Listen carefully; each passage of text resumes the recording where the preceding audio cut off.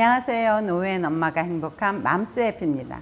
만약에 여러분이 처음으로 간병이나 돌봄을 해야 할 상황이 오면 어떨 것 같으세요?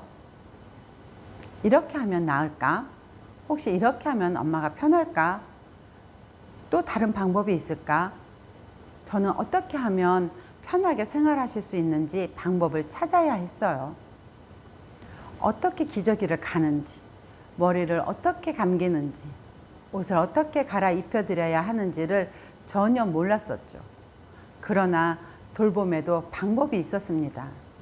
환자가 편안하게 케어받을 수 있는 방법들을 하나씩 얘기하려고 합니다. 엄마와 병원 생활을 하면서 어려웠던 마음을 담아 제가 알고 있는 돌봄 방법을 알려드리면 돌봄이 처음이신 분들이 당황하지 않고 환자를 편안하게 해드릴 수 있을 것 같아 용기를 내보았습니다.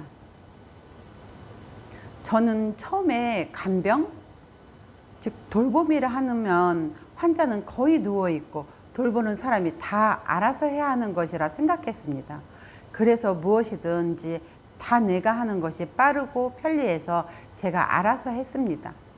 그러나 환자 스스로 할 수 있는 것은 시간이 걸리더라도 하는 것을 도와주는 것이 환자에게 회복 가능성이 늘어나는 것이라 하더라고요. 일상생활 유지하는 근육을 계속 사용할수록 움직일 수 있는 힘이 생긴다 하네요. 아무것도 안 하고 누워만 있으면 시간이 지날수록 할 수 있는 것이 줄어든다 합니다. 중요한 걸 하나 말씀드리자면 모든 행동 앞에는 엄마에게 어떤 행동을 할 것인지 미리 얘기해야 합니다. 엄마에게 이야기하지 않고 먼저 행동으로 옮기면 당황한 엄마는 깜짝 놀라 근육에 힘을 주기 때문에 담이 올 수도 있고 인대가 늘어날 수도 있습니다. 꼭 말씀을 하시고 움직이실 수 있도록 도움을 주는 것이 돌봄의 첫걸음이라 생각합니다. 대부분 아프신 분들은 거의 귀찮아 하시기 때문에 무엇 때문에 움직여야 하는지 이해를 시키는 것이 중요합니다. 꼭 행동하기 전에 이야기하세요. 오늘은 환자가 혼자서 침대에서 일어나는 방법입니다. 체력이 약해진 사람이라도 몸을 돌려서 옆으로 일어나면 편안하게 일어날 수 있습니다. 모든 케어는 대신해 주는 것이 아니라 하실 수 있도록 도와주는 것이 중요합니다. 거동은 불편하시지만 움직이실 수 있는 엄마의 일어나기 방법입니다. 누워 계신 엄마에게 엄마, 일어나실 거예요. 다리를 왼쪽 침대의 가장자리로 옮겨주세요. 머리를 다리와 반대 방향으로 밀어 몸을 비스듬히 해주세요. 돌아 눕기 편하게 안쪽 다리를 세워주세요. 일어나는 방향으로 돌아 누워 몸을 돌려주세요.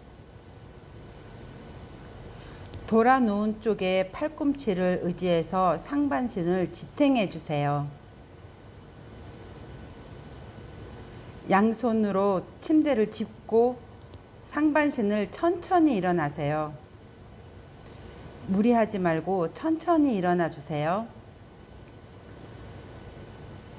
상반신이 일어나는 반동으로 자연히 다리가 내려갑니다.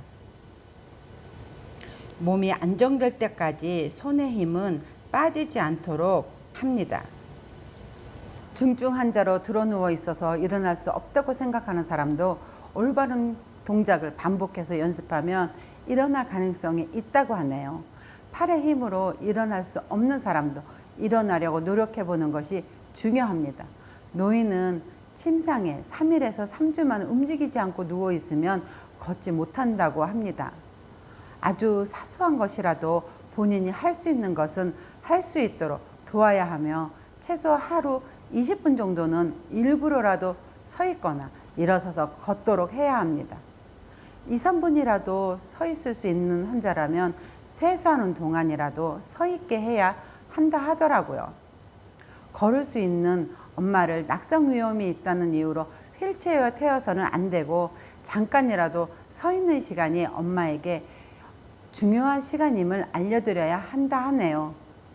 느리더라도 부축하지 말고 가급적 혼자 움직이게 해야 하는데, 부축하거나 도움을 줄수록 엄마의 몸은 그만큼의 근력과 신체 능력만 남기 때문에 생활할 수 있는 힘이 약해집니다.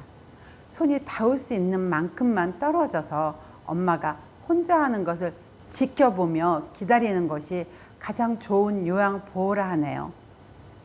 서서 움직이고 스스로 활동하는 동안 기분 좋은 이야기를 하며 추억을 회상하는 방법도 좋을 것 같아요. 일어서서 움직인다는 것을 좋은 기억으로 남게 해야 조금이라도 더 움직이시지 않을까요? 환자를 돌본다는 것은 환자보다 인내심이 더 있어야 합니다. 아픈 사람은 고통스러워 불평을 하기도 하죠. 하지만 이렇게 생각하면 어떨까요? 얼마나 아프시면 저렇게 말씀하실까? 힘드시겠지만 이해하려고 노력해야 합니다. 저도 힘들고 아프면 마음이 약해 별말이 아닌데도 눈물이 나고 서운한 마음이 들더라고요. 엄마가 화를 내시면 저는 이렇게 생각했어요. 제가 아팠을 때도 엄마는 나의 투정과 짜증을 안쓰럽게 생각하고 돌봐주셨다는 것을요. 그 마음을 알기에 견딜 수 있었어요. 어렵고 힘들지만 조금만 더 힘내세요. 좋아요와 구독은 희망입니다. 다음 영상에서 만나요.